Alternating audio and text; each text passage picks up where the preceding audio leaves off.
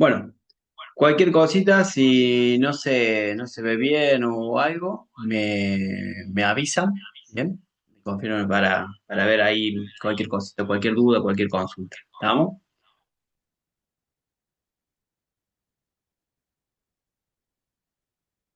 Bueno, con respecto a la capacitación de hoy, esto es más que todo un taller donde vamos a ver conocimientos básicos en una modalidad online. Mi nombre es Luciano González, yo soy el director de lo que es Yaru Calamuchita, pero a la vez también, bueno, soy instructor y soy parte de lo que es Aguas Seguras y de Vital Link, ¿bien? Así que, bueno, nosotros vamos a estar compartiendo un poco lo que es la parte del soporte vital básico en los primeros auxilios, desde lo que es Vital Link, con todo lo que es las nuevas actualizaciones en base a las nuevas actualizaciones del 2025 de las guías de la ILCO, de la AJA y de la ERC. Así que un poco conocerlos ahí a ustedes brevemente, si pueden ir poniendo por el chat la profesión de ustedes, a qué se dedican, el interés por ahí por compartir esta formación. Yo lo voy a ir leyendo ahí por el chat y compartirles un poquito que, bueno, esta capacitación la están pudiendo tomar mucho sin ningún costo, pero la verdad es de que el que quiera acceder a las certificaciones, que después se lo vamos a explicar al final, va a tener la posibilidad de contactarse con nosotros y seguir los pasos correspondientes para poder acreditarla. Bien, quien ya lo ha hecho, quédese tranquilo que va a tener la certificación. ¿Vamos? Bien, esto es un modelo un poco de lo que es el tema de la certificación con las credenciales finales a quienes hacen nuestros cursos, ya sea el de soporte vital básico, el primer auxilio, RCP y demás, tienen estas credenciales y la certificación oficial a nivel internacional con lo que es aguas seguras, Lifesaver, ¿bien? Y Vital League.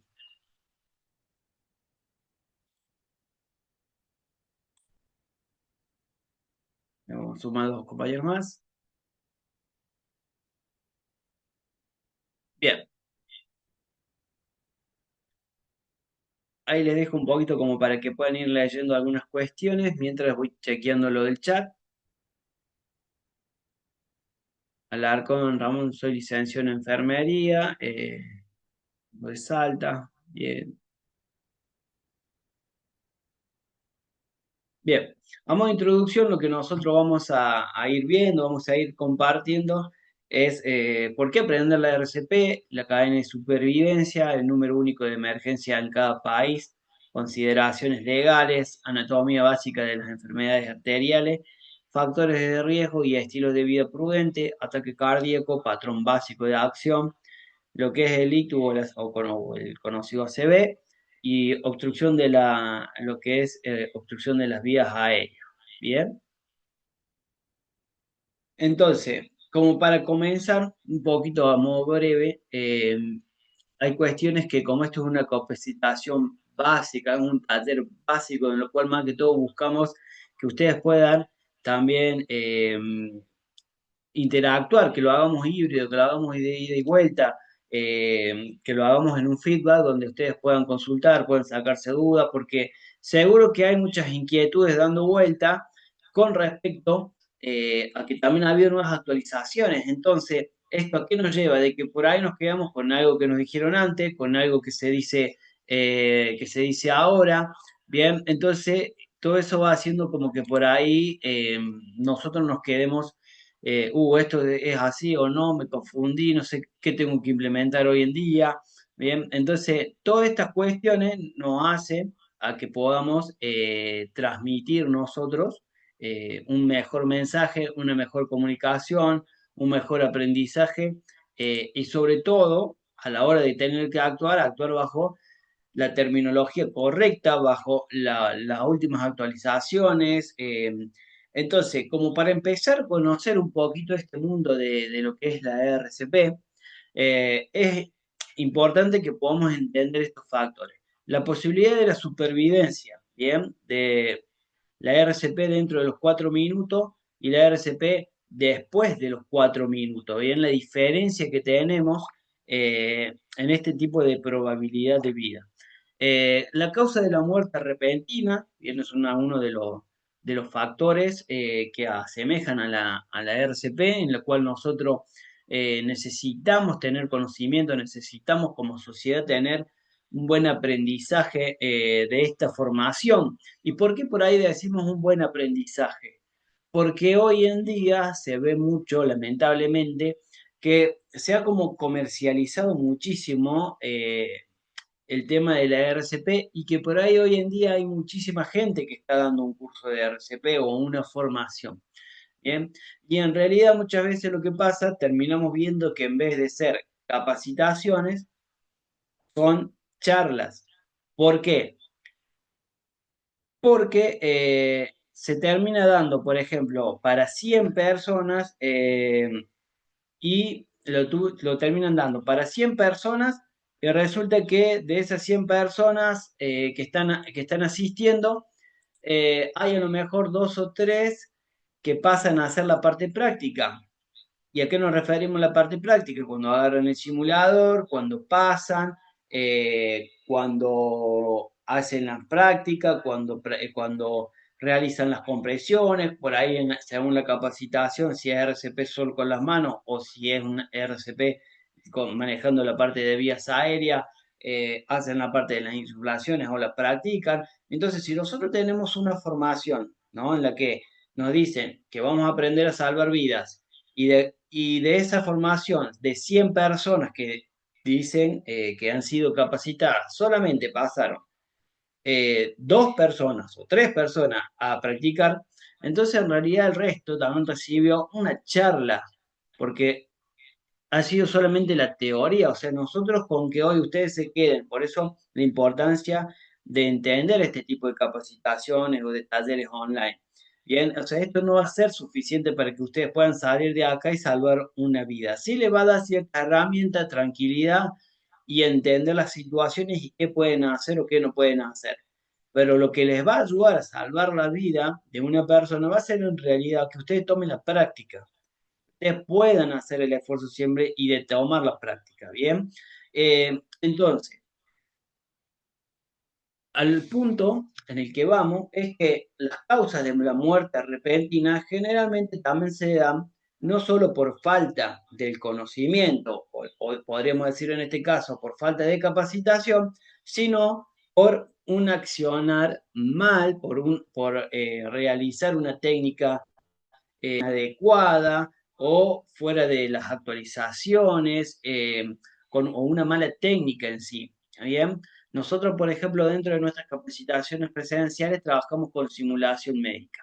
¿Qué nos permite la simulación médica? Que en tiempo real estas personas que están tomando la capacitación, los alumnos, digamos, pueden agarrar y pueden ir viendo en tiempo real cómo lo van realizando, si lo van haciendo bien, si lo van haciendo mal, si van muy rápido, si van muy lento, si cuando practicamos las insuflaciones, si las insuflaciones entran o no entran. Bien, y bueno, un poquito de todo esto es en base a la presencialidad y la diferencia que hay también en las capacitaciones con las distintas tecnologías que existe hoy en día. La tecnología hoy está en todos lados dentro nuestro y dentro de lo que son las formaciones y las capacitaciones y la medicina y demás, tampoco estamos exentos, ¿bien?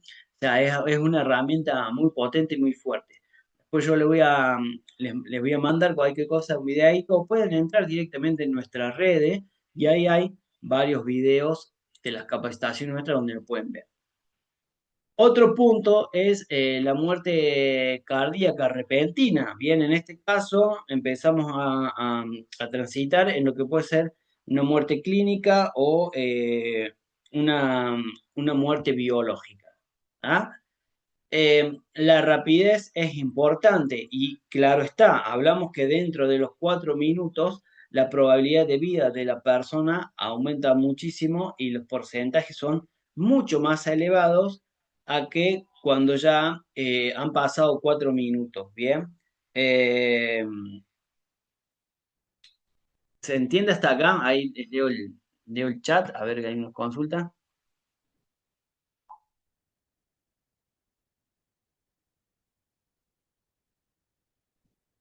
Bien.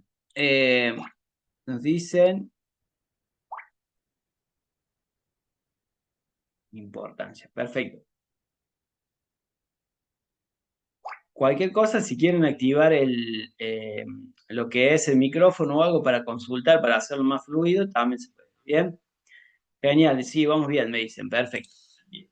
Entonces, la importancia de entender y nosotros teniendo la formación presencial, podemos agarrar podemos agarrar y podemos automatizar lo que es las técnicas, practicar, sacarnos el miedo, entender en qué lugares van ubicadas las manos, los dedos, etcétera, la posición que nosotros tenemos que tomar, porque por más que nosotros ahora podemos ver por medio de un dibujito o a lo mejor un video la postura, cuando vamos en la vida real a realizarlo, cometemos muchos errores y la postura no es muy buena, la posición de las manos, nos empieza a doler la espalda.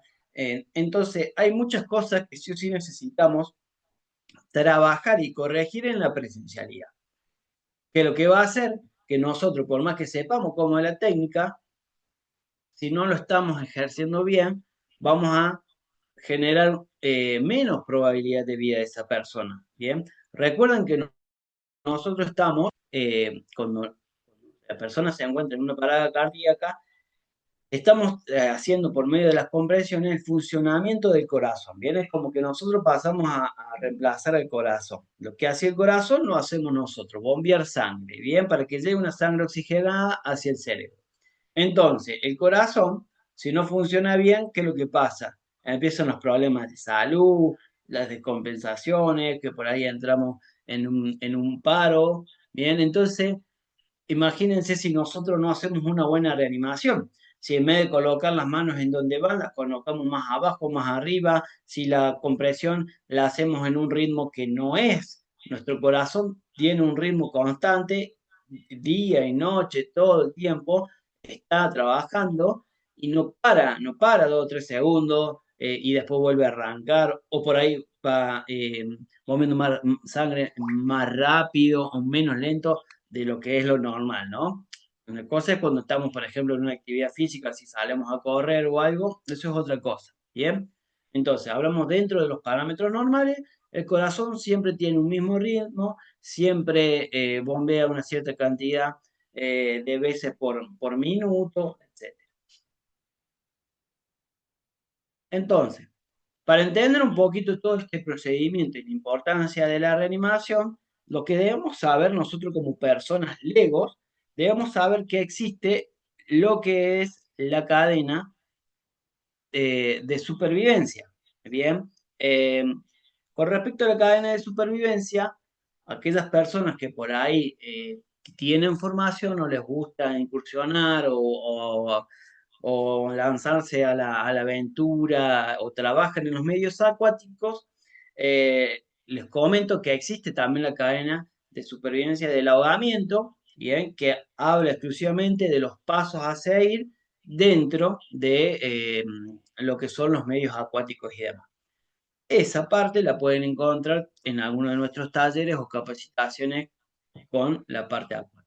Bien, pero en lo que nos respecta a la clase de hoy, la extrahospitalaria, bien, todo lo que vamos a ver de la atención extrahospitalaria, o sea, lo que es antes de llegar al hospital, bien. Eh, lo primero y principal, fácil y rapidito que ustedes tienen que saber ante una situación como esta, se encuentra una persona en parada cardíaca, activar el servicio de emergencias médicas. Eso es lo principal. ¿Tá? Después que nosotros activamos el servicio de emergencia médica, tenemos que saber que la seguridad nuestra es lo primordial. Yo no puedo ponerme en riesgo para salvar a otra persona. ¿Bien? O sea, yo no me puedo poner en riesgo para salvar a Pepito, Juancito o incluso hasta un familiar. Y esto a veces es muy duro. ¿Por qué? Porque si yo veo que mi papá eh, está corriendo riesgo, eh, dentro de una estructura, por ejemplo, de un edificio que se está cayendo y quedó atrapado, lo más probable y lo que yo voy a querer hacer es intentar sacarlo o ayudarlo bien, pero esto ¿qué puede pasar? Que eso termine de colapsar también y que termine siendo perjudicado yo, perdiendo mi vida, generándome mayores lesiones, que me voy a tener que sacarme a mí a mi papá solo, lo tengo que sacar a mi papá y a mí. Entonces, hay situaciones mucho más críticas también en el que hablamos, por ejemplo, si hay una persona que se está prendiendo fuego, por ejemplo, para exagerar un poquito más, para que se entienda mejor al punto en que vamos, o una persona que yo le estoy haciendo RCP en un lugar donde se vino abajo, se desmoronó todo, y estoy haciéndole RCP para poder salvarle la vida, y de repente eso sigue cayéndose y está corriendo riesgo mi vida, lamentablemente yo la tengo que dejar a esa persona y me tengo que ir de ese lugar para poder salvarme, para poder ponerme a resguardo y que no terminemos siendo dos esas víctimas. ¿Bien? Entonces, una vez que la escena está segura, que no corremos riesgos, que hemos hecho toda esa evaluación, que activamos el servicio de emergencias médicas, vamos a comenzar con la reanimación, ¿bien? Con la RCP de alta calidad, ¿bien? Entonces, una vez que nosotros comenzamos con la reanimación, ya vamos a ver los pasos y todo, luego lo que sigue es también la desfibrilación. La desfibrilación es el famoso DEA, bien, quien no lo conoce, después vamos a ver ahí unas imágenes y vamos a ver un puntito específico sobre esto, pero es un equipito, yo siempre le digo, por ejemplo, en la Escuela de Guardavidas Junior a los chicos, eh, es como un mini hospital, bien, un mini equipo de profesionales de la salud que me están ayudando dentro del aparato, bien. Entonces, ustedes háganse esa idea. Yo solo no puedo hacer todo, bien. En cambio, con ese equipo, lo que a mí me permite es, mientras yo voy haciendo la reanimación, va evaluando a la persona y me va diciendo si tengo que dejar de hacer las compresiones y lo tengo que poner en posición lateral de seguridad, si o que sería en una posición segura, si yo tengo que agarrar de repente y dejar de hacer las compresiones porque va a dar la descarga. Entonces, todas estas cosas me va ayudando y me va dando un indicio lo que es el desfibrilador. Algo muy importante es que si nosotros lo tenemos a mano, siempre debemos utilizarlo, ¿bien? Y no hace falta esperar si somos dos o tres y las personas que sabemos hacer RCP o los primeros auxilios, dar la primera respuesta, esperar que lo traigan para empezar el RCP. No, yo puedo empezar ya, apenas la persona no responde, no respira. Me di cuenta de eso, puedo comenzar la reanimación mientras mis compañeros van y traen el desfibrilador. Después lo pueden empezar a colocar mientras yo continúo con la reanimación y después sí, una vez que prendí el equipo y me empieza a dar las indicaciones, voy siguiendo los pasos. Si me dice que no lo toque, no lo toco. Bien, pero mientras tanto, yo voy realizando la reanimación porque esa persona está bajo una parada cardíaca en la cual su corazón no está funcionando, donde no está enviando sangre oxigenada al cerebro y van a empezar a morir un montón de células, de tejido, de partes de nuestro organismo que empiezan a morir, bien, y eso en caso que se salve puede terminar con también algún tipo de secuela o con, eh, bueno, algunas cuestiones que afecten a su salud y a su funcionamiento normal de los distintos sistemas de nuestro cuerpo, bien. Entonces, una vez que pasamos por la parte de la desfibrilación, de la reanimación, de la RCP de alta calidad, tenemos lo que es la reanimación avanzada también. Bien, en este caso ya también entramos cuando hay lo que es, por ejemplo, tenemos la posibilidad de colocar oxígeno o cuando ya se lo sube en la ambulancia y se empieza a hacer todo lo que es una reanimación más específica con distintos tratamientos, con distintas funcionalidades. Luego tenemos lo que es los cuidados posteriores al paro cardíaco, ¿bien? Todo lo que nos involucra a lo que han sido los antecedentes o las secuelas y demás que se han efectuado. No es lo mismo una persona que ha sufrido un paro cardíaco eh, por ahí por una descompensación, por falta de, o por algún problema de salud precisamente cardíaco, a por ahí una persona que sufrió una parada cardíaca a causa de ser víctima de ahogamiento. Entonces, son distintas cuestiones que tenemos que ir viendo. En lo que es respecto a la recuperación, bueno, también esto, a medida que la persona, en este caso, si ya recuperó lo que es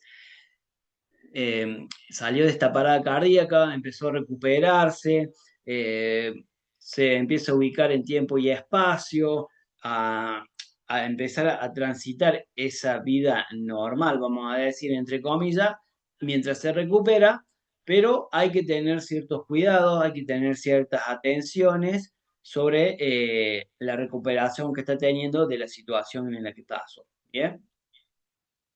Entonces, vamos a decir que la cadena de supervivencia es la coordinación entre el operador de la central de emergencia, del SEM, eh, el socorrista que inicia la RCP, que puede ser un bombero, puede ser un brigadista, puede ser un guardavida, puede ser un paramédico, puede ser cualquiera de ustedes, puede ser un alumno, un colegio que hizo un curso, por ejemplo, un primer respondiente y el empleo temprano de un DEA. Son los ingredientes principales para incrementar la probabilidad de supervivencia en un ataque cardíaco. Bien, eso básicamente es para que tengan ahí, el que quiera anotar, también lo que es la cadena de supervivencia. Bien, entonces básicamente este es el rol, el triangulito, ¿no? De lo que sucede nosotros. El primer respondiente realizar lo que es la reanimación y la utilización de un DEA. Bien, entonces, si no tenemos el DEA, bueno, vamos a hacer la reanimación, pero si nosotros tenemos un desfibrilador, aumentamos la probabilidad de vida hasta un 80%. Eh, si nosotros solamente realizamos las compresiones, tenemos una cierta eficacia en la posibilidad de salvarle la vida a esa persona, un 30, un 40%. Si nosotros realizamos las compresiones más las insulaciones, bien, aumentamos aún más la probabilidad de vida de esa persona, ¿tá? Porque también estamos a generar esa sangre oxigenada, bien. Y además, si nosotros sumamos un desfibrilador, recuerden que dijimos que el desfibrilador era como un mini equipo de profesionales que tenemos ahí adentro y que nos estén ayudando a todo lo que hay que corroborar, ¿bien? Y lo que va pasando en esa persona. eh, entonces nos ayuda a aumentar aún más la probabilidad de vida. Ni hablar si ya pasó no más de 4 minutos y colocamos un DEA, ¿bien? Eso nos ayuda muchísimo en la probabilidad de vida.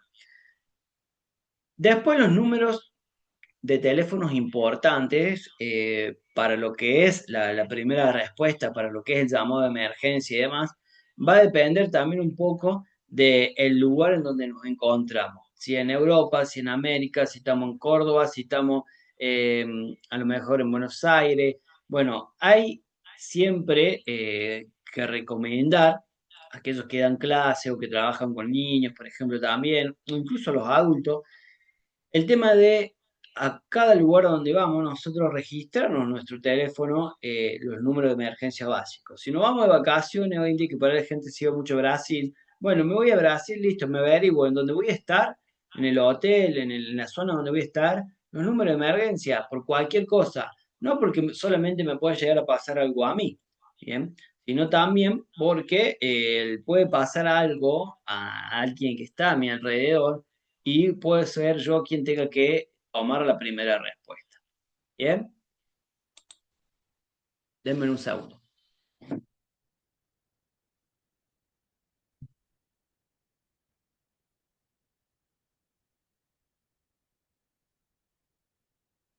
Bien, aquí está.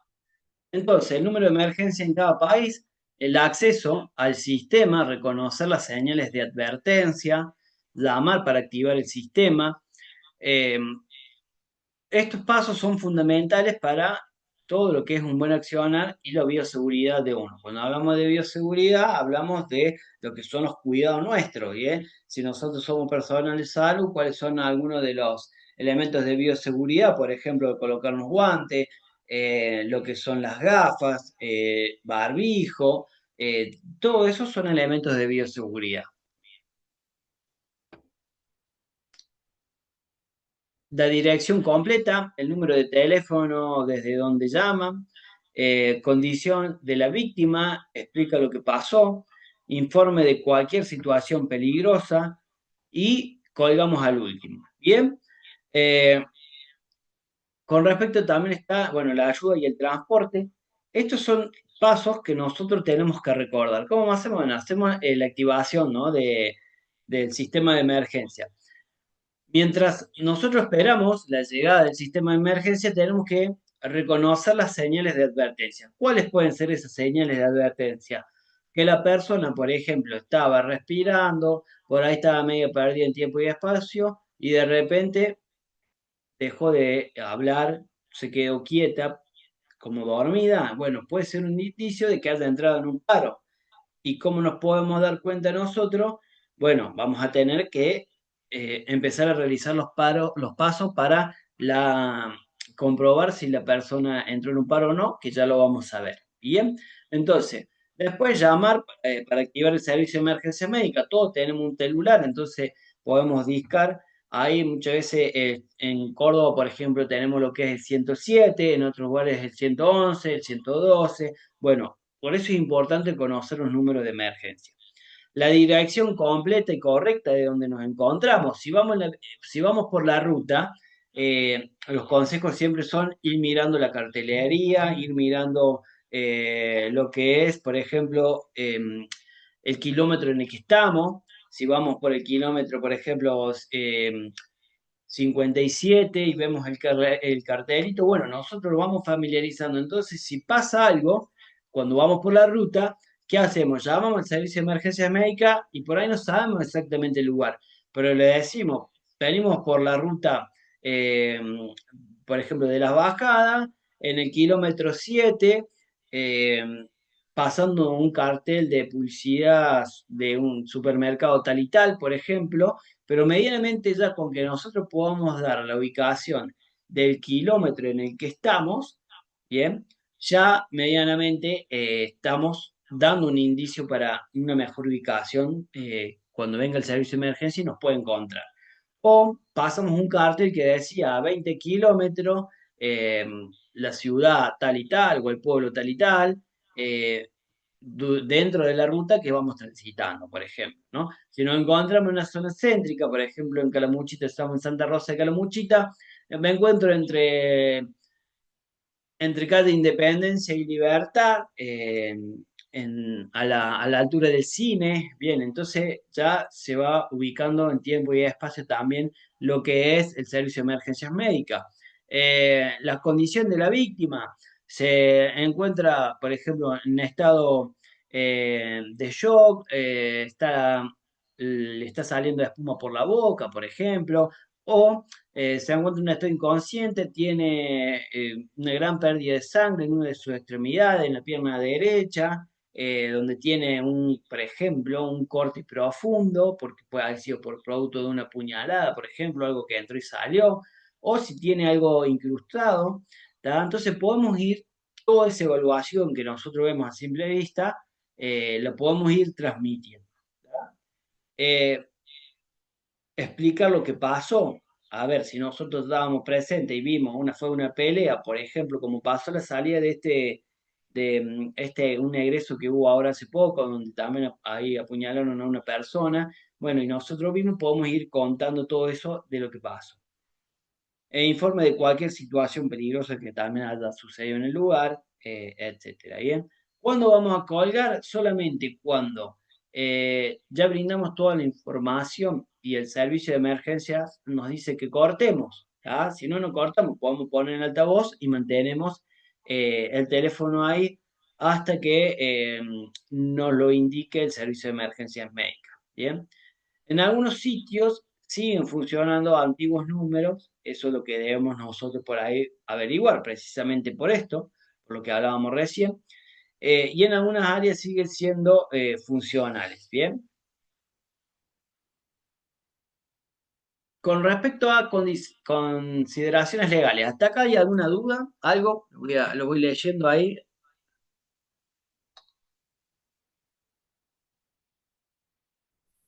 No, todo bien claro. Gracias. Bien, ahí lo voy leyendo. Venimos bien.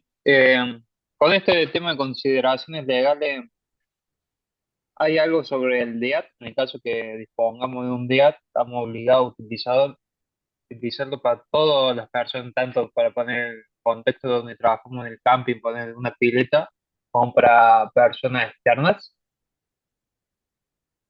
Bien, con respecto a las acciones legales, bien, esto lo que nos traemos es un pantallazo general, ¿está? Recuerden que esto es un taller, no es la capacitación en sí muy profunda, porque si no, no llegaríamos con los tiempos y todo, ¿está?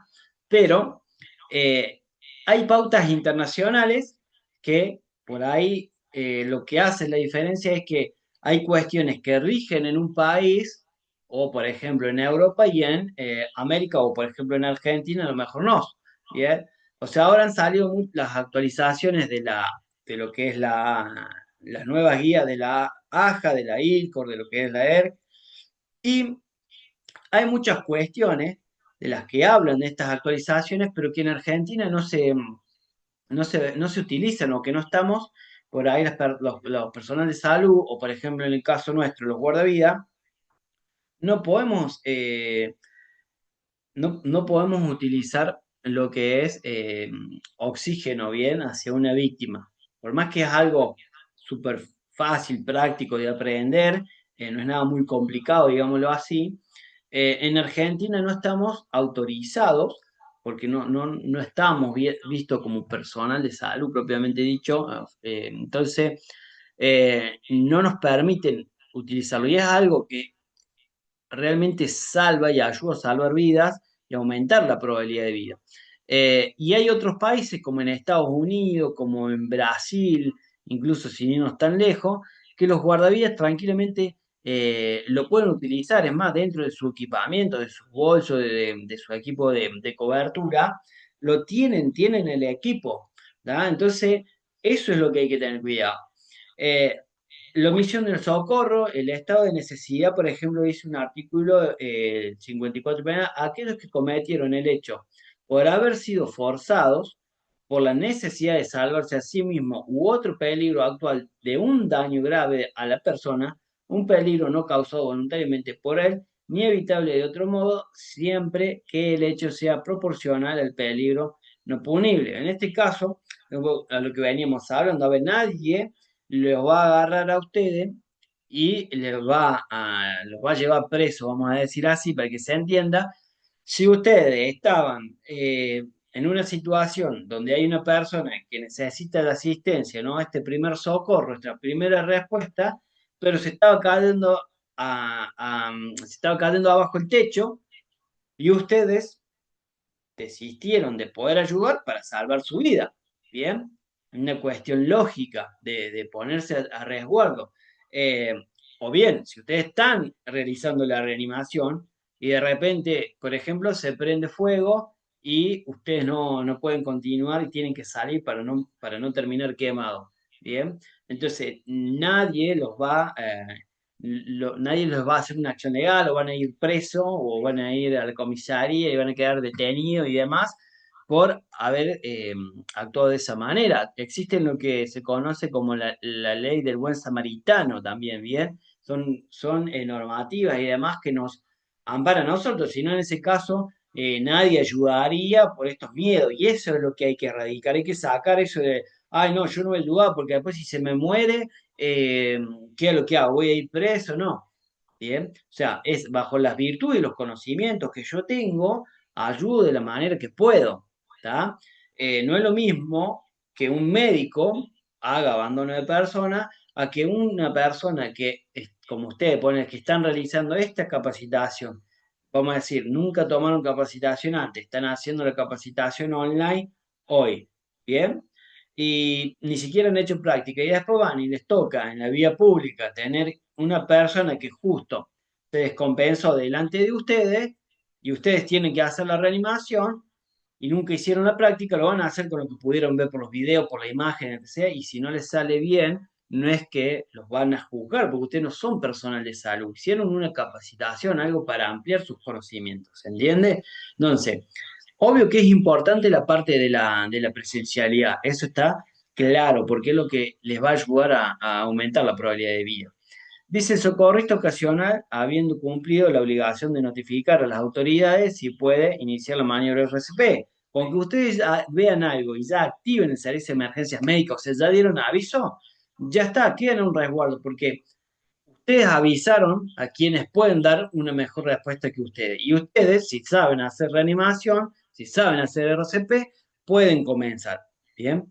Entonces, esa es la diferencia. Con el uso del desfibrilador, existe una ley en Argentina en la cual habla, yo se lo resumo un poquito así en cordobés básico, eh, de que en lugares, por ejemplo, donde hay más de 1.000 personas, es obligatorio, sería ley, que haya ya un desfibrilador. Por ejemplo, los supermercados, los shopping, eh, todos esos lugares, tiene que haber en los bancos, por ejemplo, tiene que haber un desfibrilador sí o sí. Bueno, en realidad hoy en día no hay en todos esos lugares, ¿bien? Ustedes pueden ir hasta en las ciudades más grandes y no lo hay.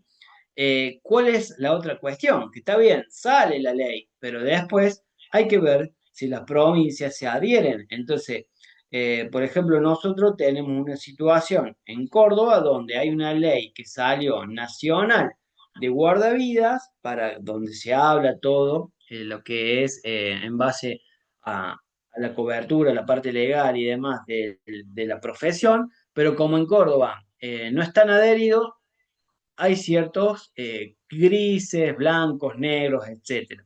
¿Tá? Entonces, eso también hace un poco a la cuestión de cada uno. Eso está bueno que cada uno se pueda interiorizar en su zona, si hay alguna, puede ser que haya a lo mejor una ordenanza municipal y nadie lo sabe, nadie lo hizo visible o nadie lo hizo o nadie lo comunicó, ¿tá? Y ustedes a lo mejor están trabajando sin saber o desconocer. Eh, con respecto a tanto lo público como lo privado, a ver, si es un lugar público como un camping o algo que amerite esa cantidad de personas, debería haberlo, sí o sí, más si es un camping con la frecuencia que hay en los campings, debería haber un desfibrilador, sí o sí.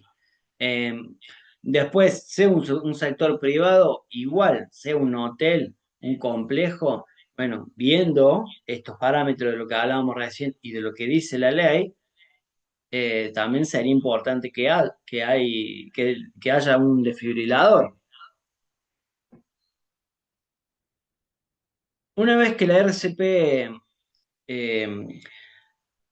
empezamos con lo que es las consideraciones legales, eh, tenemos iniciado lo que es solo se detiene cuando la víctima se recuperó. Bien, o sea, nosotros tenemos iniciado lo que es la RCP, solo se detiene cuando la víctima se recuperó. ¿Esto qué quiere decir cuando hablamos que se recuperó? Cuando la persona, por ejemplo, empieza a respirar, bien, o genera movimientos, ahí nosotros tenemos que detener la reanimación y lo vamos a poner en posición lateral de seguridad. Bien.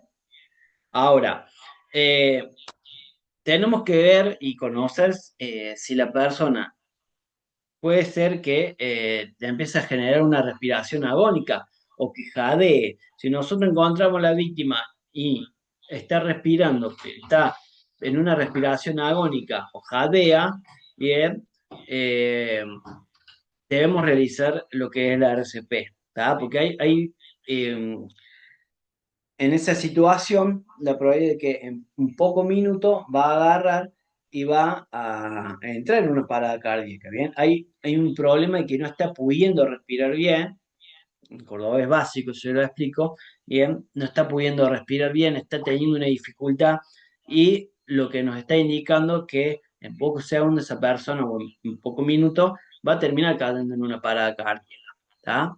Entonces, iniciamos la reanimación. Bien, cuando la persona no responde y no respira. Si la persona responde y respira, lo ponemos en posición lateral de seguridad. Eh, Dijimos entonces que si la persona iniciando la RCP, solo la vamos a detener cuando la víctima se recuperó, una persona más preparada hace el cambio o llega al desfibrilador.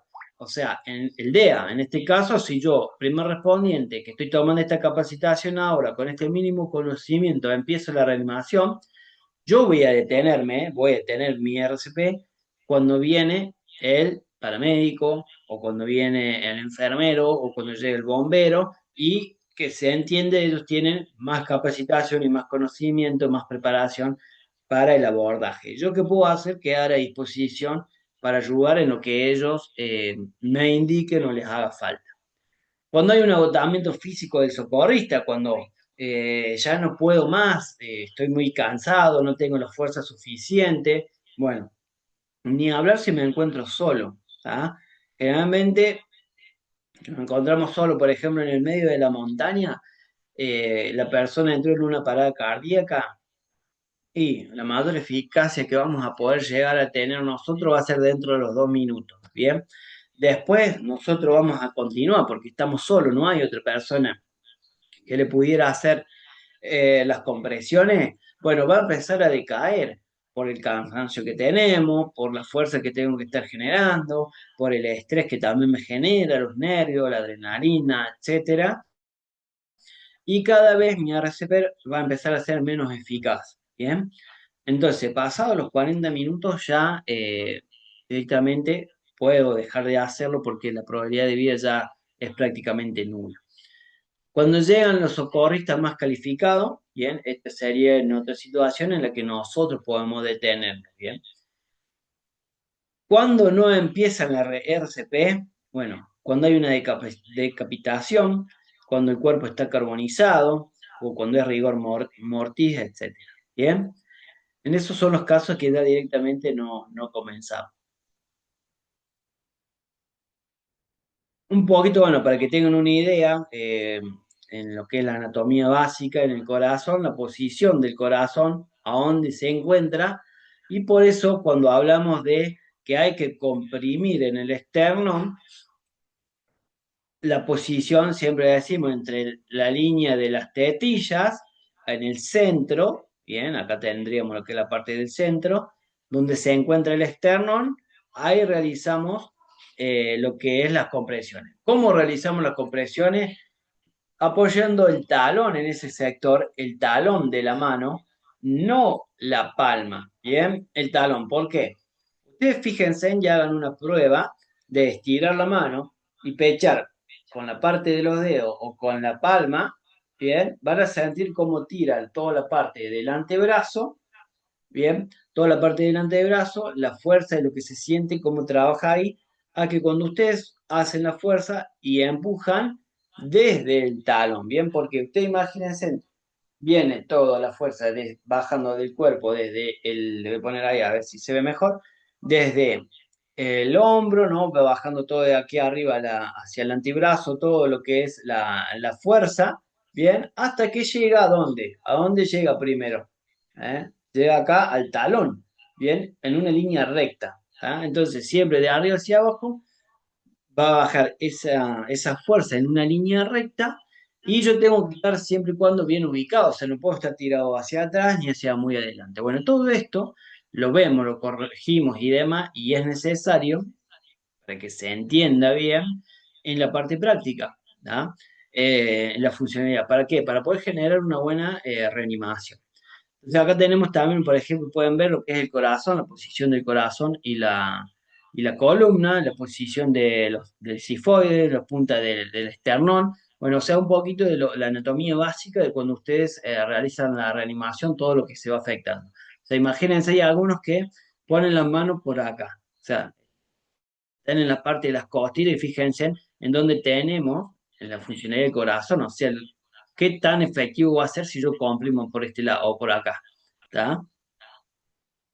Eh, Después, bueno, lo que refleja hacia el pulmón derecho, hacia el pulmón izquierdo, bien, un poquito de lo que sería siguiendo con la parte de la anatomía básica, lo que son las venas, las arterias, o sea, todo lo que afecta o que trabaja dentro de la parte de la reanimación, bien, cuando nosotros estamos trabajando, o sea, empezamos a afectar y a buscar de que prevalezcan con vida también todos estos órganos, los tejidos, las células y demás.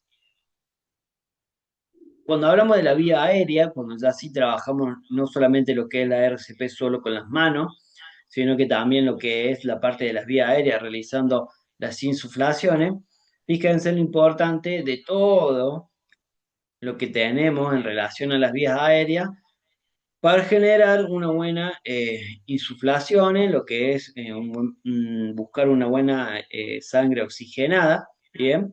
Entonces, si nosotros, las nuevas actualizaciones hablan de que se debe buscar de minimizar lo que son la pérdida de tiempo innecesario, ¿tá? O sea, yo no puedo dejar de comprimir, hacer las compresiones para venir a hacer las insuflaciones. Bien, y tardarme 15, 20, 30 segundos, por ejemplo, y que encima esas insuflaciones no sean efectivas. ¿A qué le llamamos que no sean efectivas? Cuando esas insuflaciones, por ejemplo, no hay una buena vía aérea abierta y la vía aérea se encuentra cerrada o no es permeable y la insuflación no llega. Es como si tuviéramos un tapón acá o una cerrada, una llave de paso y no pasan las insuflaciones, ¿bien? Por ende no puedo generar esa sangre oxigenada. ¿Ah?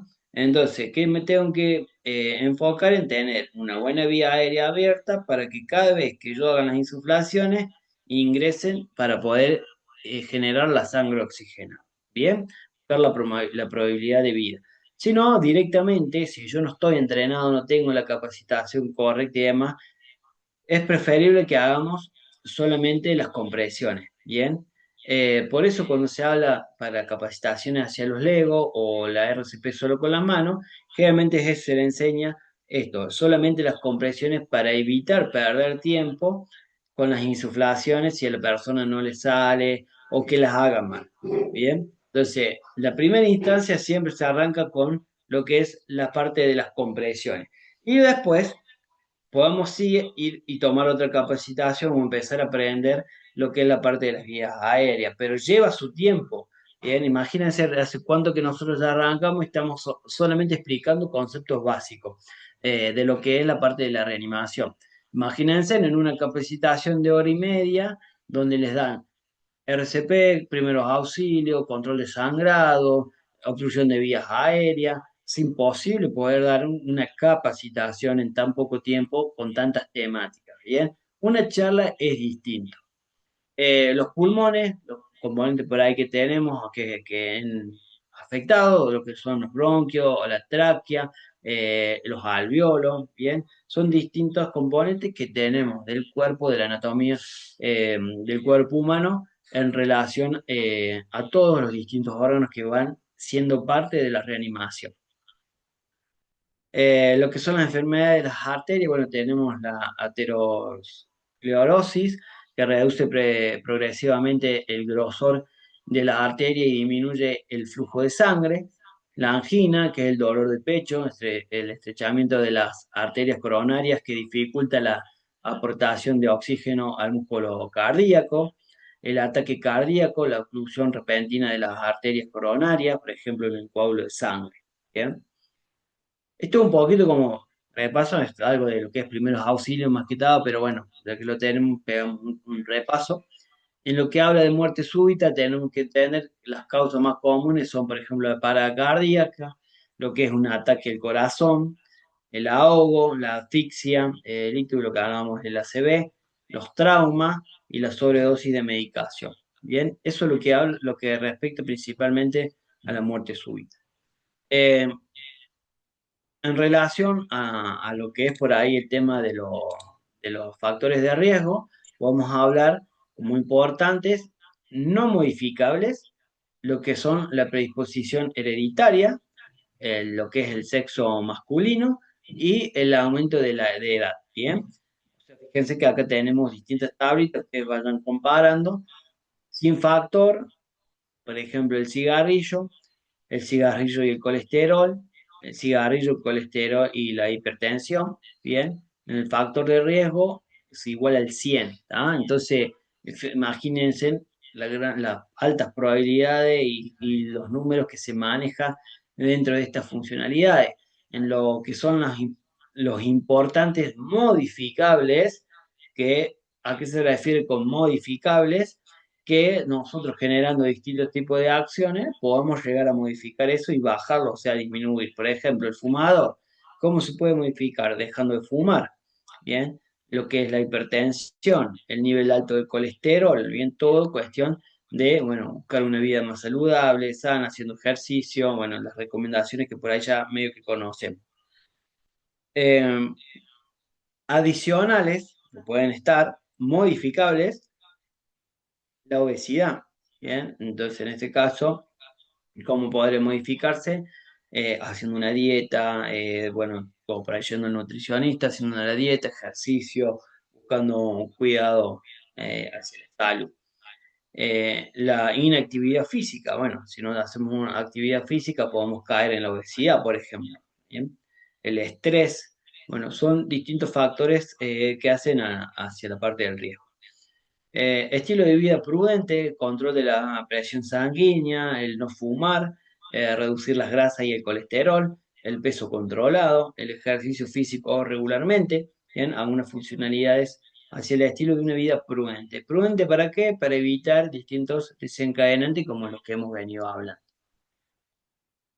En cuestión al ataque cardíaco, podemos reconocer un ataque cardíaco por medio de los signos y los síntomas. Bien, en este caso podemos hacer mención a dolor o molestias en el pecho, ¿bien? Dice que vemos a la gente que se toma así el pecho, no, siento una puntada o tengo un dolor, bueno, entonces ahí ya podemos empezar a abrir el ojo.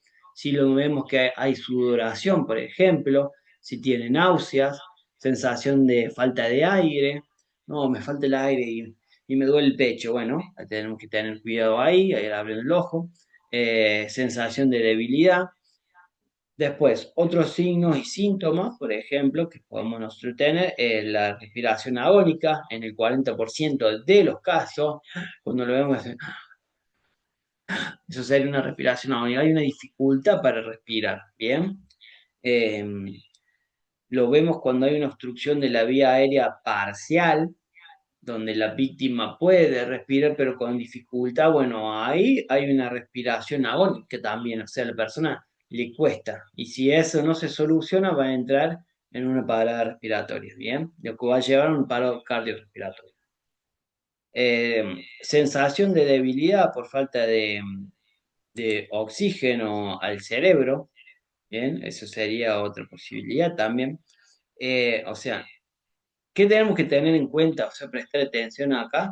Eh, no todos muestran por ahí signos típicos, ¿bien? O sea, señales típicas. El dolor puede o no ser importante, o sea, puede estar presente o no, digamos, en cierta manera. Eh, y hay gente que por vergüenza, por temores o distintas cuestiones, niega admitirlo, que siente el dolor o que siente el malestar y demás, ¿tá? Y después cuando lo dicen o cuando eh, pasa el hecho, ya es a veces hasta tarde para poder tratarlo o por haber trabajado los pasos a seguir correspondientes, ¿bien? En el ataque cardíaco, el operador del 911 o el 107 o el 111, el 100, según el número que tengamos en nuestra zona de asistencia, nos va a ayudar a reconocer el ataque cardíaco. Bien, para realizar un posible rescate, cuando hablamos de rescate, o sea, de salvarle la vida a esta persona. Yo soy una persona lega, una persona que no tiene ciertos conocimientos, que solamente tomó esta parte de la capacitación, no la parte práctica, activo el servicio de emergencias médicas, pongo el altavoz y ahí voy a tener que trabajar con mucha atención. ¿Qué es lo que puede pasar acá? Que la víctima que no responde y que no respira normalmente, se considera que tiene un ataque cardíaco y se trata como tal. Bien, entonces, si la persona no responde y no respira, voy a tener que comenzar la reanimación. Recuerden, si la persona no responde y no respira. Bien. Eh, bueno, Ramón, no hay drama, igual esto va a quedar grabado. Así que muchísimas gracias. Eh, Después tenemos, si la persona responde y respira, lo vamos a colocar en una posición lateral de seguridad. Bien. Tenemos acá un esquema de acción básica para ustedes, en lo que es la respuesta, lo vamos a ir desglosando rapidito. Víctima consciente que respira. signos y síntomas de sospecha del ataque cardíaco. Bien, en este caso,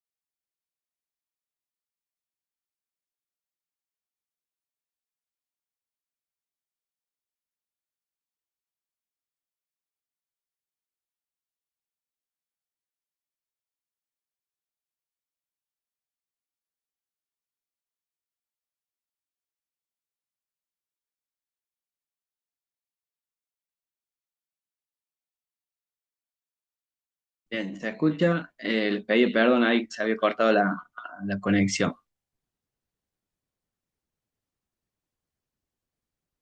Cortó la luz acá, así que bueno, toma vuelta.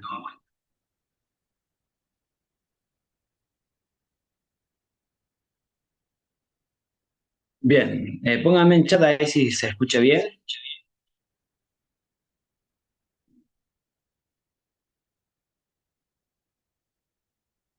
Perfecto.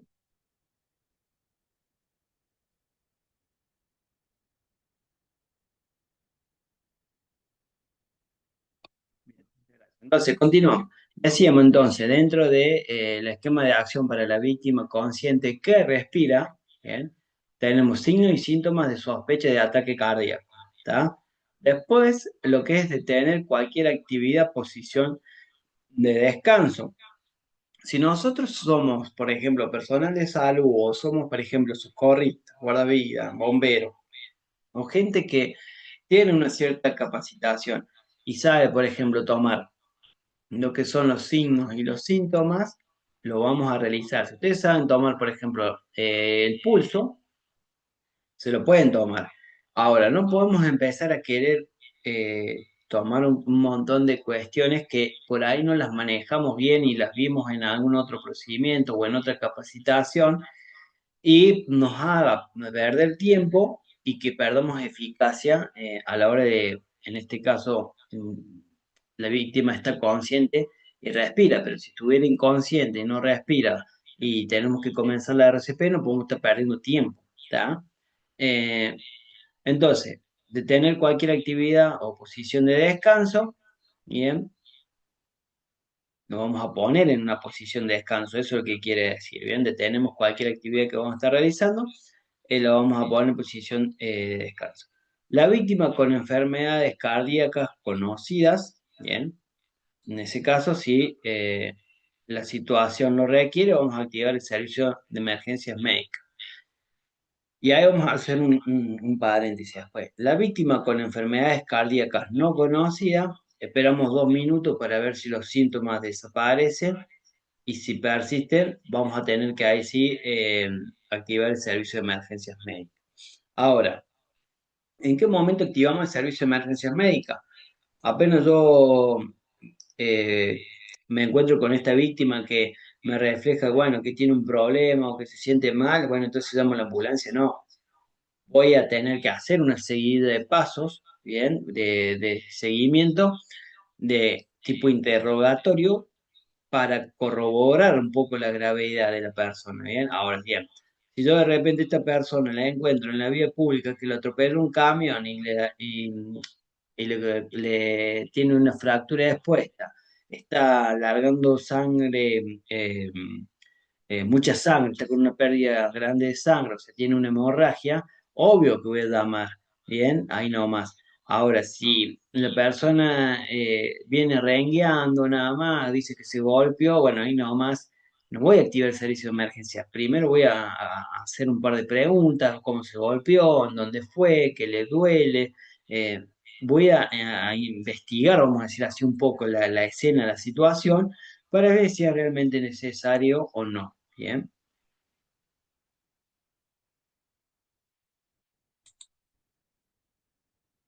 Eh,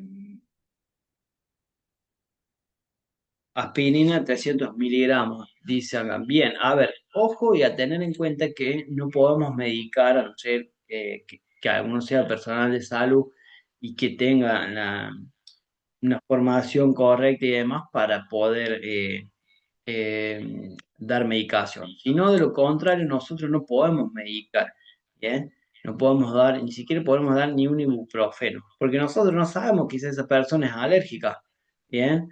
O tiene algún tipo de situación o problemática en la cual no pueda, es alérgico, lo que sea, a este tipo de medicación, o alguna sustancia que pueda estar dentro de esa medicación. Bien, entonces, por eso es importante entender todas estas cuestiones y no mandarnos así nomás y no jugar el héroe. ¿Tá? O sea, recuerden, nosotros tenemos que ser profesionales, no héroes, porque el héroe no mide los riesgos, no mide la situación en la problemática lo después, ¿tá? O sea, el profesional sí, el profesional analiza, mide, o sea, ver qué es lo más correcto, lo que se debe realizar, eh, trabaja con una mentalidad fría, ¿tá?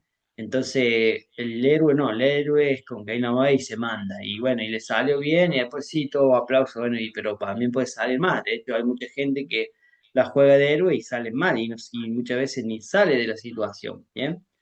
Eh, con respecto a lo el reconocido ACV o al ictus o ACV, y como tenemos acá, accidente cerebrovascular, en la muerte de las células cerebrales debido a la falta de riesgo de sangre, pérdida transitoria o permanente de ciertas funciones cerebrales, dependiendo de la ubicación del daño. ¿Bien?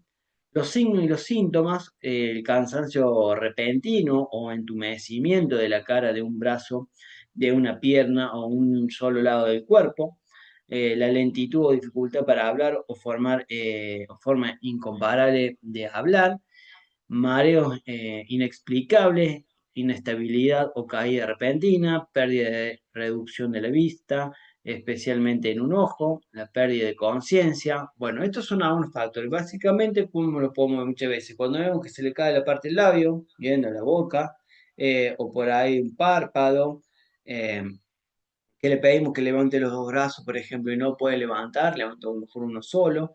Bueno, todo eso son acciones las cuales también nosotros podemos ir dándonos cuenta. De repente, rapidito, cómo debemos actuar ante una CB. eh, Nosotros en este caso tenemos que activar automáticamente urgente lo que es el servicio de emergencias médicas. Tenemos que saber que si la ACV le da del lado derecho, lo que afecta es su lado izquierdo. ¿Bien? Entonces, hay que tener una buena respuesta hacia este sentir, ¿bien? Factores de riesgo que no son controlables, por ejemplo, el tema de la edad, el sexo, lo que por ahí la raza, los factores hereditarios, todo lo que es el ictus anterior.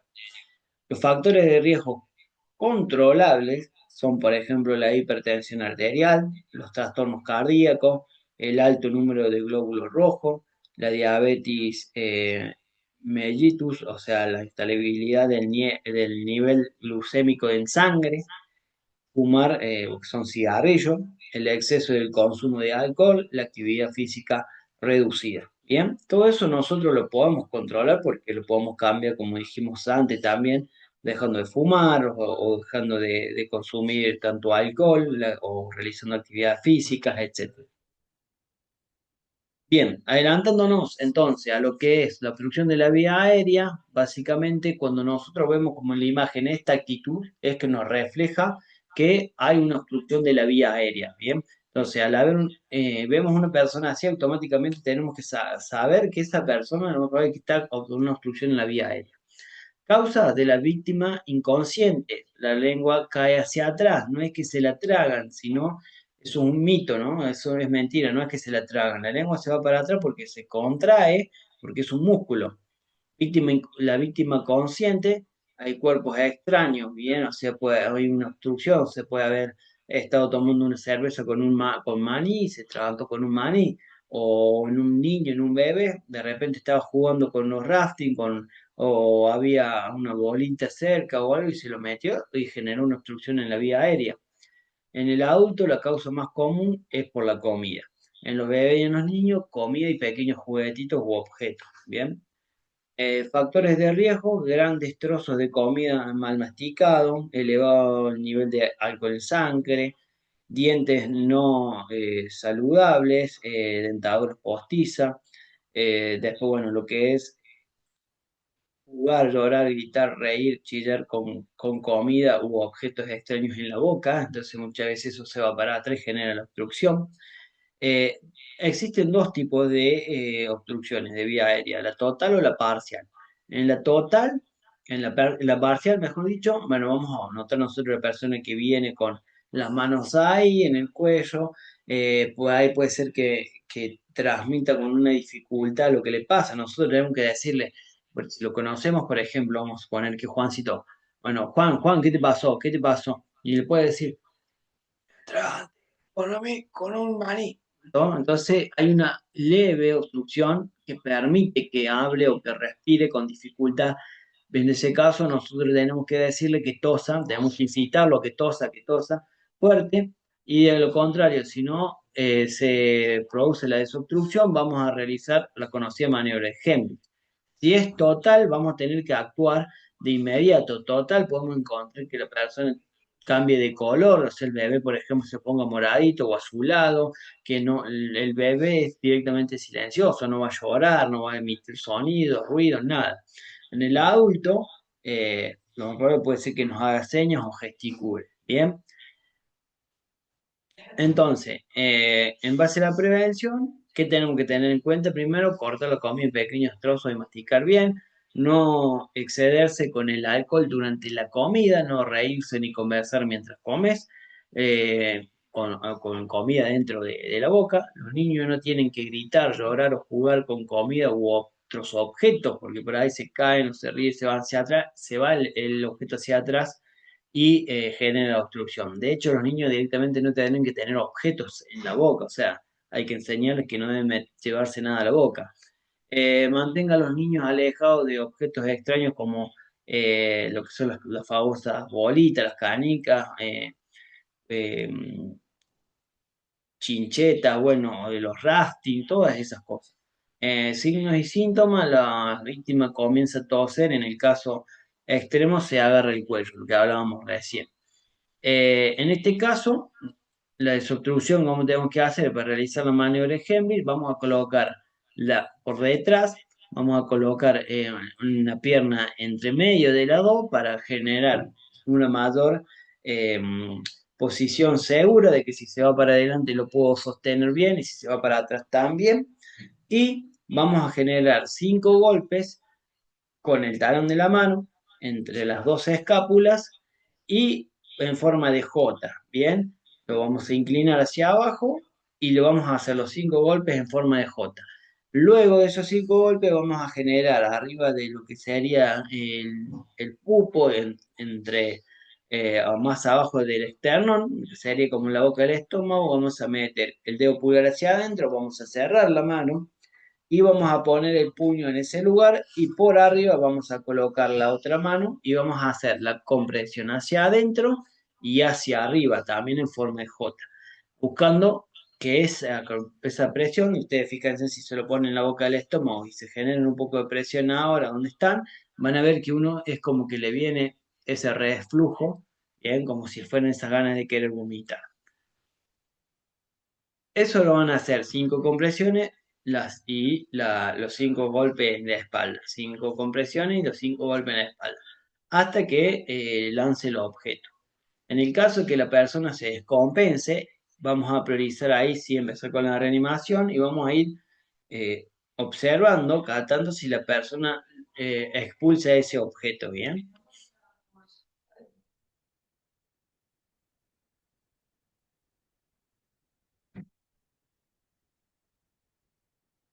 Bien,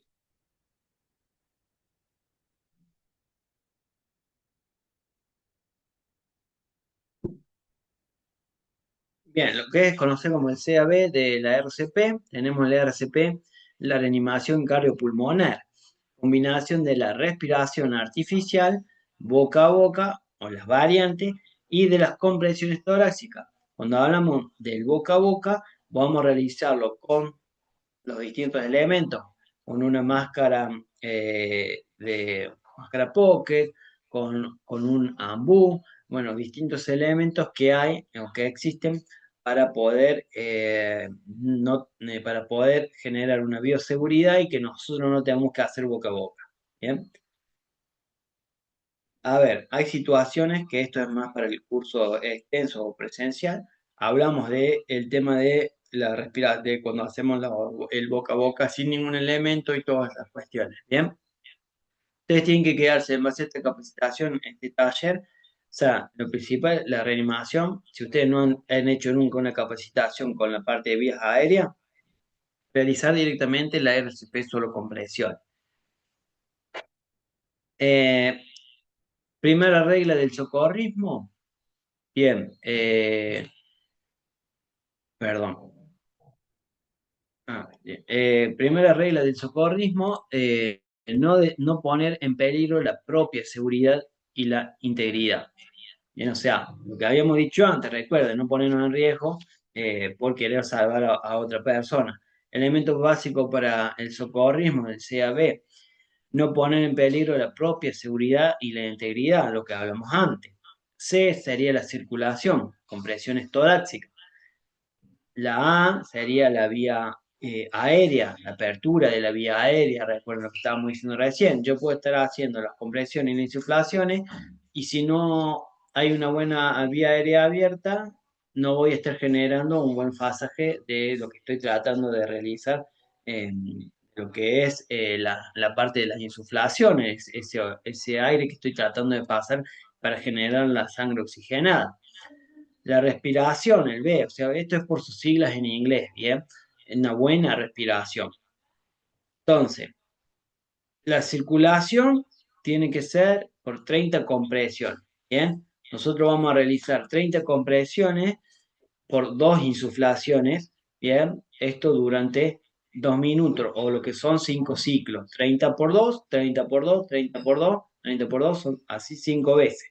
Bien, eso generalmente nos debe llevar realizar en 2 minutos 5 ciclos. Si nosotros dentro de los 2 minutos logramos realizar 5 ciclos, quiere decir que nuestra reanimación está dentro de los parámetros de ritmo y demás ideales, que son de 100 a 120 compresiones por minuto. Bien, ahora, si tardamos menos, puede ser que vamos muy, muy lentos, si tardamos mucho más, perdón, si lo realizamos mucho más tiempo, y puede ser que vamos muy rápido. ¿Bien?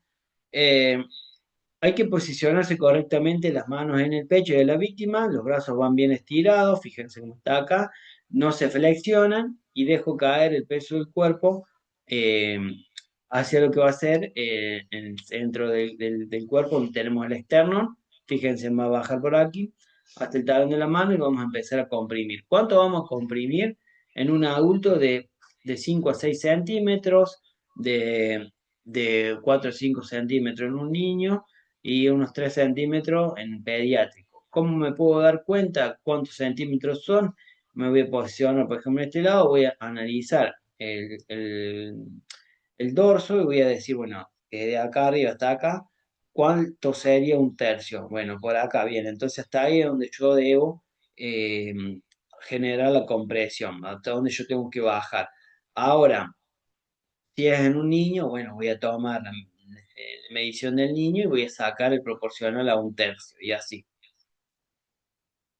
La apertura de la vía aérea, lengua y epiglotis, debemos tener en la posición correcta de las manos para la hiperextensión de la vía aérea, donde se colocan de mentón, pinzo la nariz, extiendo y hago las insuflaciones. Todo esto debemos practicarlo. O sea, imagínense que ustedes salgan a hacer lo que son insuflaciones solamente teniendo este conocimiento por acá. Es imposible y muy difícil que les salga bien y que lo puedan hacer bien. Por eso es importante la parte práctica. Lo que es el mes, el miro, escucho y siento, por ahí ya no está recomendado, no se aconseja en las nuevas actualizaciones, pero bueno, por ahí lo traemos a mención, ¿por qué? Porque hay gente que por ahí lo realiza o lo trae y esto tarda entre unos 8 a 10 segundos, no se debería tardar más. Eh, no confundir la respiración agónica con una respiración normal, eso es importante a tener en cuenta y trabajarlo, pero lo que era esta memotécnica se dejó y después de pandemia principalmente, se desestimó. ¿Por qué? Porque lo que indicaba era que por ahí la gente Lego o las personas Lego tardaban mucho tiempo y se tardaba en volver a hacer la reanimación, lo cual generaba esa sangre oxigenada. Entonces es preferible que la persona continúe o arranque directamente a hacer la reanimación. Por eso también directamente a las personas Lego no se les hace hincapié ni se les enseña en un curso básico lo que es el tema de tomar los signos vitales y demás. Con respecto a la ventilación, se realizan dos ventilaciones cada 30 compresiones cuando hacemos la reanimación 30 por 2, cuando hacemos una RCP con compresiones e insuflaciones. Las ventilaciones las vamos a hacer en qué momento? Cuando nosotros hemos tomado una capacitación con respecto a esto. O sea, que hemos practicado, que nos han enseñado, que hemos visto todos los pasos a seguir. ¿Tá? O sea, hoy por hoy, si usted es la primera vez que viene a tomar una capacitación de RCP y porque ya lo vio acá, se va a ir a hacerlo y lo más probable es que le salga mal o que no sea efectivo. Lo que va a hacer que termine perdiendo tiempo de generar una buena compresión o una sangre oxigenada solamente realizando las compresiones y usted está queriendo hacer con las ventilaciones. Va a haber mucha pérdida de tiempo, ¿se entiende? Si hay alguna duda o hay algo que no se entiende, me ponen ahí en el chat o me activan el micrófono. Ahí yo le respondo, no hay ningún problema. Con la secuencia de lo que ya es el BLS, o sea, lo que es el soporte vital básico, en el esquema de la acción, para este caso de la víctima adulta inconsciente ahora, que no respira, tenemos la víctima no responde, ¿bien? Entonces la víctima no me responde, si quiere decir no responde ni me respira, bueno, vamos a ver, ahí hay que hacer directamente la reanimación. Vamos a buscar la ayuda en el entorno. Primero, rápido, recuerden, activamos el servicio de emergencia médica y en el entorno vemos si hay alguien que nos puede ayudar, si hay gente que tiene capacitación o no. Si nos encontramos, por ejemplo, en un shopping, puede haber a lo mejor un policía, puede haber personal de seguridad que en teoría tendría que tener capacitación sobre lo que es reanimación. O puede haber justo alguien que bajaba de un colectivo o en el aeropuerto, un avión, alguien que a lo mejor es un médico y puede tener conocimiento y nos puede ayudar, ¿bien? O alguien que es bombero o socorrista, etcétera. Vamos a buscar la duda en el entorno, vamos a posicionar a la víctima y realizar en su momento lo que era el mes, ¿bien? A buscar de tener esta respuesta efectiva al primer momento. Llamar a los servicios médicos de emergencia, bien, o sea, en este caso podría ser si tenemos el número del servicio de emergencia médica, el SEM, o si tenemos el de bomberos, eh, o último la policía o defensa civil, bueno, o sea, un número que podamos manejar o al que tengamos acceso, vamos a llamar rápidamente. Aplicar 30 compresiones torácicas, básicamente si somos personal ego vamos a realizar solamente la parte de las compresiones eh, y vamos a trabajar por 2 minutos todo lo que es la parte de las compresiones eh, sin las insuflaciones y si tenemos ya conocimiento o capacitación con respecto a lo que es el manejo de la vía aérea y demás, vamos a realizar, como dice acá, las dos insuflaciones. Vamos a hacer 30 por 2. ¿Bien? Y vamos a continuar con 30 por 2 hasta que llegue el servicio de emergencias médicas, hasta que a lo mejor mi vida corre riesgo, por ejemplo, se esté desmoronando el lugar, o se prenda fuego, o haya un riesgo de que yo pierda la vida. ¿Bien? Entonces, básicamente es eso. Entonces, voy a tener que dejar y salir a zona segura. O bien, puede ser que ya me canse, que no dé más, o hayan pasado de 40 o más de 40 minutos. En la secuencia, verificamos si la víctima está consciente. ¿Qué hacemos? Desde los hombros vamos a colocar las manos. Apenas llegamos a la escena, señor, señor, me escucha con un leve movimiento. No tiene que ser muy brusco porque si la persona tiene un traumatismo, se cayó de una escalera porque estaba cambiando la lamparita, podemos generar una lesión mayor. ¿Tá? Entonces, para ver si la persona responde al primer estímulo. Eh, buscamos y pedimos ayuda a nuestro alrededor. Bien, en ese caso, si la persona no nos responde y no respira, vamos a arrodillados frente hacia la víctima, vamos a observar el pecho, el torso y ver si se eleva. Si no se eleva, no, puede que no esté respirando, entonces vamos a comenzar la reanimación. Bien, lo que habíamos dicho antes, 30 compresiones, 2 insuflaciones. El llamado al servicio de emergencias médicas lo podemos hacer nosotros mismos poniendo el altavoz. Mientras vamos realizando la reanimación, podemos ir dándole las indicaciones. Una persona, vamos a volver, por ejemplo, acá, un promedio de una persona de unos 30 a 35 años, se ve con una condición atlética, nos encontramos inconscientes en el piso, vamos a comenzar a hacer la reanimación nos encontramos en el balneario, por ejemplo, en el balneario de la Cruz, sobre el kilómetro 5 hacia Costanera. Bueno, vamos a tratar de dar las indicaciones, todo lo que nos pueden pedir para una asistencia rápida, si me encuentro solo, si hay más personas, si hay alguien que me está ayudando o no, etcétera. En la secuencia dijimos que son 30 compresiones por dos ventilaciones en una frecuencia de 100 a 120 por minuto. ¿Qué quiere decir esto? Que vamos a realizar de 100 a 120 compresiones por minuto. O sea, imagínense el ritmo que hay que llevar, o sea, hay que tener una buena práctica y un buen estado.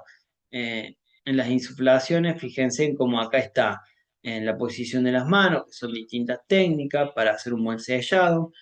Fíjense en cómo está abriendo la vía aérea, está extendiendo hacia atrás para poder generar unas buenas insuflaciones. Abrir la vía aérea, realizo lo que es el MES, como dijimos, el miro, escucho y siento. Esto, el MES que se realizaba, era porque en esta posición yo podía mirar, fíjense en la posición, mirar si se elevaba el pecho, escuchar si a lo mejor la persona jadeaba o no daba algún indicio, bien, de algún sonido, y podía llegar a sentir en lo que es mi mejilla, por ahí sentir como su aire o su soplaba o si tosía algo, bien. Ahora, después del COVID, todo esto se desestimó porque imagínense la probabilidad de contagio y todo que había al estar tan cerca, bien. Usa la posición lateral de seguridad si la víctima está inconsciente y respira, si la víctima responde y respira normalmente. Bien, entonces vamos a comenzar lo que es la reanimación si la persona no responde y no respira, pero si la víctima está inconsciente y puede estar y puede respirar o puede volver en sí, estar medio consciente, perdiendo tiempo y espacio, ¿qué vamos a hacer? Vamos a tomar de la rodilla, levantamos. Vamos a cruzar el brazo hacia el otro lado y lo vamos a poner en esta posición, bien, sobre la parte del cachete, bien. Una mano va estirada ahí y va a apoyar sobre la cabeza. La otra mano va a cruzar y va como a enganchar entre la parte de la oreja, bien. Fíjense en cómo la está cruzando acá. Fíjense en cómo queda como un pie acá, un ángulo donde queda la mano metida abajo de la cara, lo que permite que quede la cara derecha y no quede colgando, por ejemplo, de la vía aérea cerrada, ¿está? Y a la pierna la pongo en esta posición, entonces genero 3 puntos de apoyo para que la persona, si vomita o si se mueve o algo, no quede boca abajo y se pueda ahogar o broncoaspirar, al igual que si está de espalda boca arriba, ¿tá? Si la persona, por ejemplo, tose o vomita o algo, se puede broncoaspirar con su propio vómito, por ejemplo. Esquema de acción para desobstrucción de la vía aérea en una víctima adulta consciente, reconocer la obstrucción, la vamos a animar a que tosa, esto es lo que estábamos hablando antes en lo que era maniobra de ejemplo o lo que es obstrucción de la vía aérea. Dar los golpes en la espalda, dijimos, son 5, más proceder con la compresión abdominal, que también son 5, y a esto lo volvemos a repetir, 5, 5, 5, 5, 5 golpes en la espalda en forma de J y 5 compresiones. Bien, iniciamos la RCP si la víctima pierde el conocimiento y no respira. Se descompensa o se lo cayó al piso, o lo ideal es que no se caiga, que nosotros lo aguantemos y lo bajemos. Yo ahora no les puedo explicar en esta manera cómo es el procedimiento de manera segura para bajarlo eh, a zona segura en el piso para comenzar la reanimación. Bien, por eso es importante la práctica, porque todas estas cosas no las podemos trabajar acá. Bien, reconocimiento, signos y síntomas, la vamos a alentar a que tosa, los golpes interescapulares, como dijimos, la compresión abdominal, lo que es maniobra de Hemley, iniciamos la RCP, si está consciente la persona, nosotros vamos a realizar la compresión, bien, en un estado consciente, vamos a agarrar, puede ser que esté consciente, pero que tenga una obstrucción de la vía aérea parcial, que le esté costando respirar, pero está consciente, vamos a colocar las manos, como dijimos, bien, en el pecho y vamos a generar la compresión, 5 compresiones y después los 5 golpes en la espalda. Y siempre lo vamos a alentar que tosa. Primero, antes de comenzarlo, necesitamos que tosa, porque por ahí hace tose al hacer fuerza. Cuando está tosiendo, a lo mejor lo expulsa. Bien. Entonces, en resumen, ¿por qué aprender la RCP? Que dijimos, bien, son maniobras, son herramientas que ayudan a salvar vidas. Lo que es la cadena de supervivencia, entender el procedimiento desde un inicio de la situación hasta cuando ya se desencadena la parte de la emergencia y la derivación y toda la parte tanto prehospitalaria como poshospitalaria. Número único de emergencia en cada país, es entender la importancia de que tengamos a disposición los números correctos y demás, las consideraciones legales, entender que hay acciones que también nos amparan, que nos cubren cuando hacemos un accionar y que por ahí esta situación termina con la pérdida de la vida de la persona, o sea, no es que, bueno, vamos a ir preso porque se murió y nosotros tratamos de salvarla, no, se toma la consideración que de manera totalmente de buena fe, obramos para salvarle la vida. Lamentablemente no pudimos, pero todo lo que hicimos fue con buena intención. Anatomía básica de las enfermedades arteriales, factor de riesgo y estilo de vida prudente, el ataque cardíaco, el patrón básico de esa acción, como el ejemplo en la CB, la obstrucción de las vías aéreas, el CAB de la RCP y la secuencia del soporte digital básico. Bien, esas han sido las temáticas hasta el día de hoy. Me han quedado unos 10 minutitos para que, bueno, agradecerles primero y principal.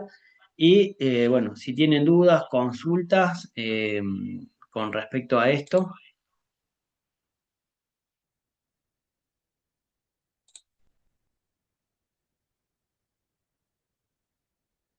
bien,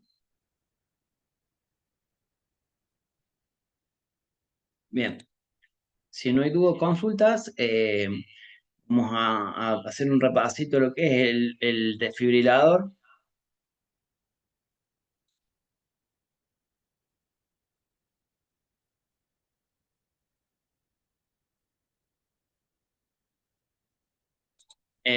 Lo que es la opción del DEA, porque el DEA, que es el DEA, la normativa, la desfibrilación y la secuencia del soporte vital básico en desfibrilación. Básicamente lo que vamos a entender acá, esto es un modo de repaso así de rapidito en lo que funciona, porque el DEA es la fibrilación ventricular, son disturbios eléctricos del corazón que se producen contracciones descoordinables e ineficaces con un ritmo caótico y anómalo, ¿bien? Entonces, estas causas son las más comunes para una parada cardíaca. En la taquicardia ventricular es el aumento del ritmo cardíaco debido a que el ventrículo descarga un impulso rápido, reduciendo la capacidad de bombeo del corazón, la presión se reduce excesivamente. A menudo procede en la fibrilación ventricular. La RCP solo a menudo no es suficiente en estos casos, ¿bien? Entonces, esto como para ir entendiendo un poquito. El desfibrilador externo automático es necesario para reconvertir la actividad eléctrica del corazón, su movimiento caótico, en un ritmo regular, ¿bien? Volver a su estado originario. El uso del desfibrilador es simple y fácil de utilizar. Se ejecuta el análisis de la actividad, solo se hace la descarga si es necesario. eh, Potencia preestablecida y no modificable. Introducción audible y visual. Electroadhesivo. Un único interruptor para el manejo. Son todas algunas funciones de lo que encontramos en el desfibrilador. Básicamente nosotros tenemos que saber encontrar dónde está el botón de encendido. Una vez que encontramos el botón de encendido, nos va llevando a dónde debemos colocar, por ejemplo, si hay que conectar los parches, bueno, nos va a indicar con una luz, por ejemplo, en este caso acá, y una vocecita que nos va indicando todo. O sea, cuando colecte los parches, después, una vez que los conectamos, va a empezar a analizar y en caso de que hay que hacer una descarga o nos va a recomendar que se haga una descarga. Cuando indique que debemos realizar la descarga, tenemos el botoncito acá naranja, donde va a empezar a titilar la luz y va a decir que realicemos la descarga y nosotros lo vamos a tener que hacer. Bien, una vez que nosotros realizamos la descarga, va a empezar a hacer un seguimiento y nos va a decir si tenemos que comenzar la reanimación, si tenemos que eh, agarrar y poner en posición lateral de seguridad, según lo que corresponde en la situación de lo que está analizando, ¿bien? Volviendo un poquito a la acción legal que nos comentaba antes el compañero, en la parte de la legislación para lo que es los desfibriladores, cada país legisla sobre personal sanitario, la regulación del uso de los DEA para el personal no sanitario. Cada país legisla sobre la disponibilidad, la obligación de la dotación de un DEA en los clubes deportivos, por ejemplo, ¿bien? El lugar donde es ley es obligatorio que un club tiene que tener un desfibrilador. Acá en realidad volvemos a lo mismo, por ahí la ley no es tan, no rigen en ciertas provincias o en ciertos lugares, entonces no hay nadie que realmente los obligue, entre comillas, a cumplir con esa ley. Eh, Cada país, a través de su Ministerio de Salud, emite directrices, estas son sobre la prohibición y el uso del DEA, bien, según en qué casos o no. Eh, Eso como para tener un poquito la referencia. El DEA y la cadena de supervivencia, bueno, lo estuvimos hablando recién, donde el DEA es la desfibrilación, entonces en qué paso o en qué momento debemos generar la desfibrilación, ya lo hablamos en este momento, la importancia de tener con un desfibrilador. Eh, si tenemos un desfibrilador cerca, le vamos a iniciar la RCP hasta que podamos usarlo. ¿Qué quiere decir esto? Que en este caso, si somos dos rescatistas, bueno, yo puedo arrancar con la reanimación. Cuando llegue mi compañero con el desfibrilador, bueno, tendrá que, si la persona está como en este caso, sin remera en el torso, colocar los parches. Bien, fíjense que tienen dibujos acá donde indica cómo van y todo, o sea, es súper práctico de utilizar o de guiarse. Y lo prendemos primero y ahí empezamos a colocar los parches, ahí todos los pasos y ahí nos va a ir indicando qué tenemos que hacer. Puede ser que al encenderlo y aplicar los patches, después nos diga, mientras seguimos sus órdenes, tanto audibles como visuales. ¿Por qué visuales? Porque tienen luces que nos indican, por ejemplo, a dónde está el botón de la descarga, ¿no? Eso sería algo visual.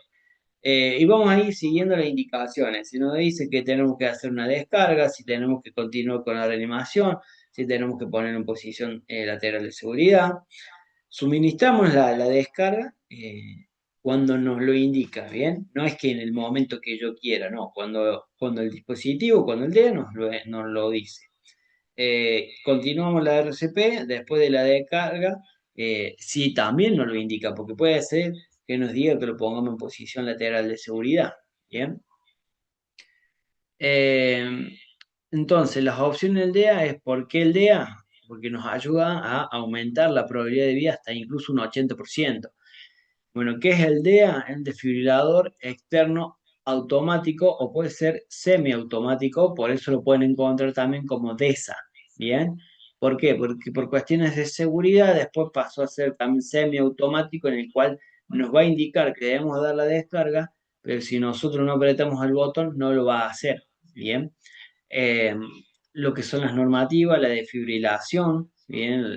Y la secuencia del soporte vital básico desfibrilable. Eh, Esto es un poquito un resumen para que ustedes entiendan la función o para qué se utiliza un desfibrilador.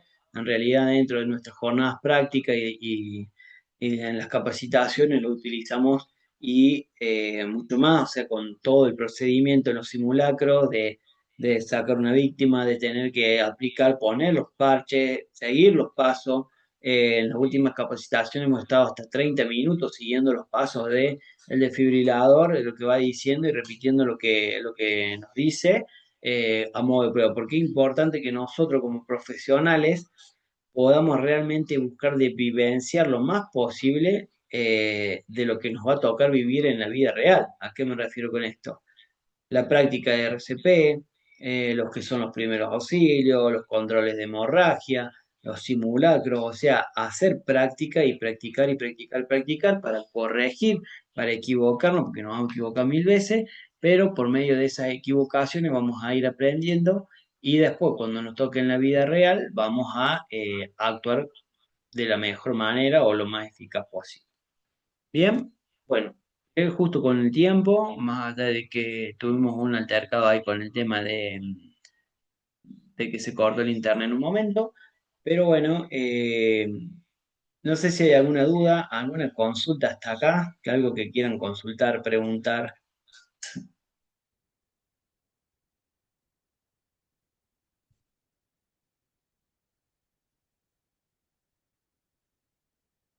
Bien, bueno, muchas gracias Emma ahí por tu comentario entonces, agradecido ahí. Bueno, si no hay, a ver,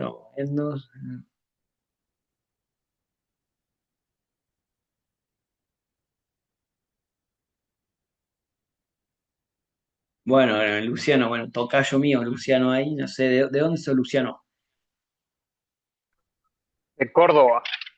Córdoba. Ah, bueno, también, nosotros como acá en Calamuchita. Bueno,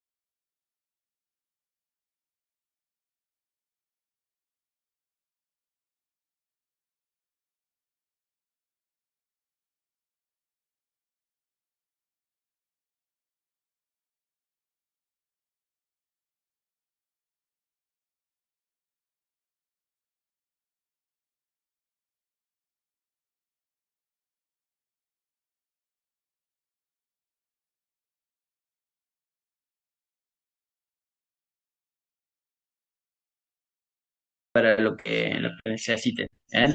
Muchas gracias. Estamos justo. Cualquier cosa, los que quieran la certificación esta, que no hayan pagado la capacitación, me pueden contactar, bien, y le enviamos, o sea, arreglamos lo de la certificación, les explicamos cómo es. Ahí les dejo el número.